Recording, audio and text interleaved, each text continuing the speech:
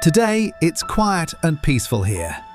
The wind moves gently through the trees, carrying nothing but the soft rustle of leaves. Birds call in the distance. The roads are calm. If you didn't know better, you might think this place had always been this way. But beneath your feet, history is still there. This is Bastogne. In the winter of 1944, this quiet town became the epicenter of one of the most brutal battles of World War II, the Battle of the Bulge. And then the world exploded around me.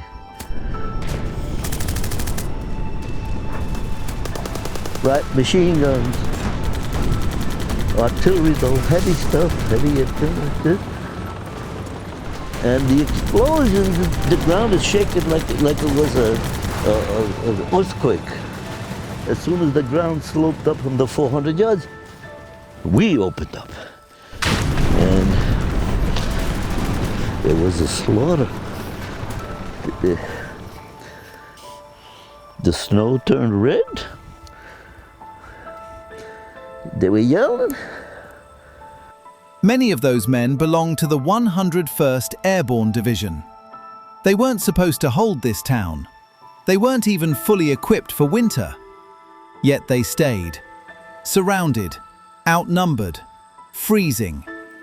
And when the Germans demanded their surrender, the American commander, Anthony McAuliffe, sent back a single word: nuts. It wasn't just defiance, it was a turning point.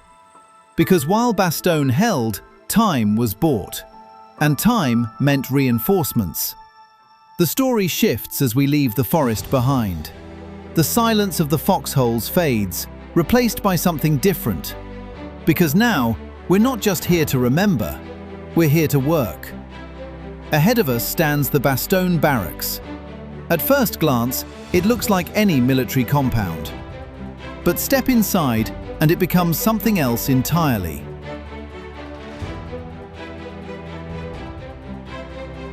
This isn't just a museum, it's a workshop of history. Unlike traditional exhibits locked behind glass, this place is alive. Vehicles aren't just displayed, they're maintained, restored, and in some cases, brought back to running condition. And today, that's exactly why we're here. Because somewhere inside this vast collection sits a legend of the battlefield, the Sherman Firefly. At first, it doesn't look dramatically different from a standard Sherman. Same silhouette, same stance. But look closer, and the differences start to emerge. So in the front of the vehicle, which is nice is to see that they have all displayed well together. But also you see, normally this would have the vertical coax for the bow gunner.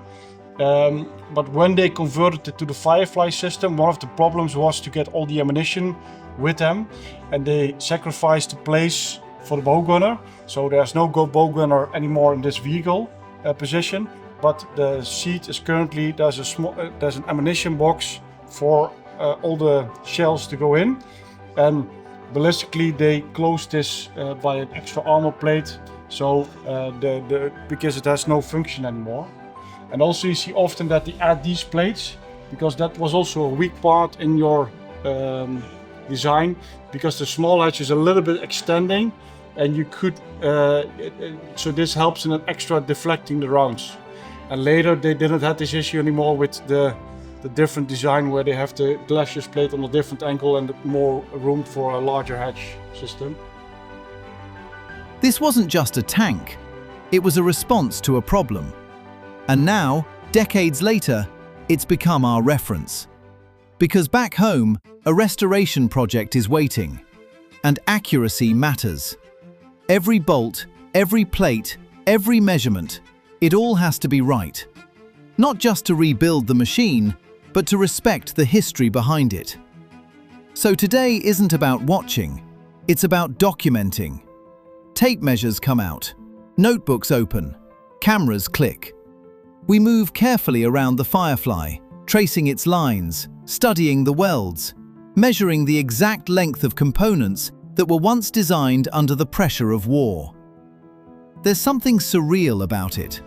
standing inches away from a vehicle that may have seen combat, now quietly resting under museum lights, while we measure it piece by piece. You start to notice details most people would walk past. Also here you see the adapters. The funny thing is when they first incorporated them, later they usually give a monthly army magazine, and they found out if you just mount the bolts that they come easier loose, so they said you have to weld them. So that's why you always see that when they have read this magazine, they weld them. And it's also, it usually has a nice article in from John Doe with a strip. And also one thing what they sometimes changed is they told you to add more welds here, because if you have to remove work on this suspension, it's very difficult to get these off. And they said if you just extra weld some material here, you can use a sledgehammer to knock it off in the field. One of the important things usually is to track your tracks, because there's a wedge block and a nut. It's very important to check them daily, and you can check them by a torque meter and hear the clicking sound, and you know it's a torque. But what they normally do in service, it's quicker to just smash it with a sledgehammer. You have to have a heavy sledgehammer, and you hear from the sound. So you hear if the sound is like a very high-pitched noise, you know it's on torque. If it's a lower noise, you know you have to torque him. The texture of the armour, the way parts were adapted in the field, the subtle asymmetry that tells you this wasn't just factory-perfect engineering, it was wartime improvisation.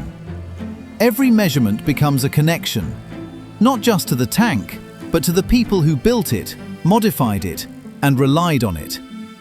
And in that moment, the mission becomes clear. We're not just restoring metal, we're reconstructing a story.